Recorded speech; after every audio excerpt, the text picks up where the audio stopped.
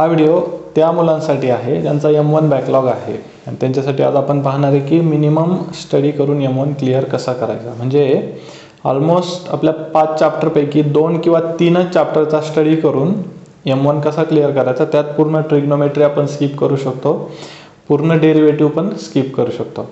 So first करायचं आहे तुम्हाला, फर्स्ट चॅप्टर असणार आहे स्टॅटिस्टिक.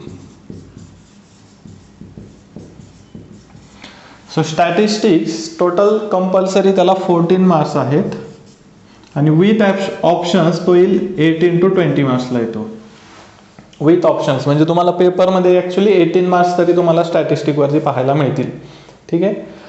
त्यामध्ये 2-3 मेथड्स आहेत, मीन, मीडियन, मोड, स्टँडर्ड डेव्हिएशन आणि COV फाइंड आउट करायचे.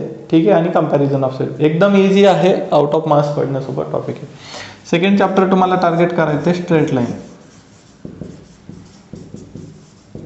स्ट्रेट लाईनला 8 मार्क्सचं वेटेज आहे टोटल. विथ ऑप्शन हा 10 to 12 मार्क्स पर्यंत येतो. ठीक आहे.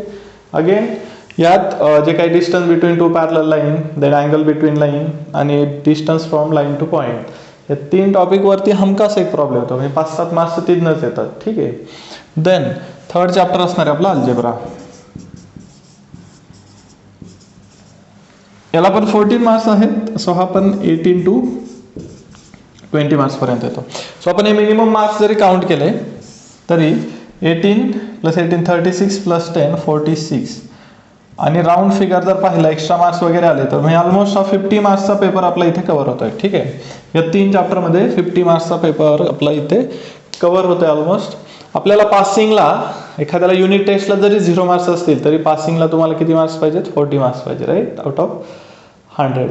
सो 40 मार्क्ससाठी आता जर तुम्ही युनिट टेस्टला चांगला स्कोअर केला असेल तर तो तुमच्यासाठी प्लस पॉईंट आहे. फॉर एक्झाम्पल एखाद्याचं जर ॲव्हरेज 10 आहे युनिट टेस्टचं तर त्याला 30 मार्क्स पाडायचे, राईट. म्हणजे जर तसं लॉजिकली विचार केला तर प्रॉपर हे 2 जरी चॅप्टर केले तर मोर दॅन 30 मार्क्स पडून जातात, राईट. आता एखाद्याचं ॲव्हरेज जर 15 असेल तर कुठलेही 2च चॅप्टर करणं आहे. एखाद्याचं ॲव्हरेज जर 20 असेल, म्हणजे आहेत बरेच लोक आहेत की जे युनिट टेस्टला शॉर्ट सिलेबस असतो म्हणून प्रॉपर स्टडी करतात, फायनलला काही कारणास्तव स्कोअर होत नाही, राईट. सो म्हणजे आपण 40 मार्क्स सुद्धा आरामात स्कोअर करू शकतो बाय ओनली स्टडिंग 3 चॅप्टर्स. म्हणजे पूर्ण ट्रिग्नोमेट्री आणि पूर्ण डेरिव्हेटिव्ह स्किप करून सुद्धा 40 मार्क्स आरामात पडू शकतात. ज्याला 10चं ॲव्हरेज त्याला 30 मार्क्स पण आरामात आपण घेऊ शकतो. ज्याचं 15 किंवा 20 ॲव्हरेज आहे, म्हणजे 10-15च्या वरती ज्याचं ॲव्हरेज आहे ना, खूप इझी आहे 25 मार्क्स घ्यायला. कुठलेही 2 चॅप्टर करा. त्यात स्टॅट आणि स्ट्रेट लाईन तर खूप इझी आहे.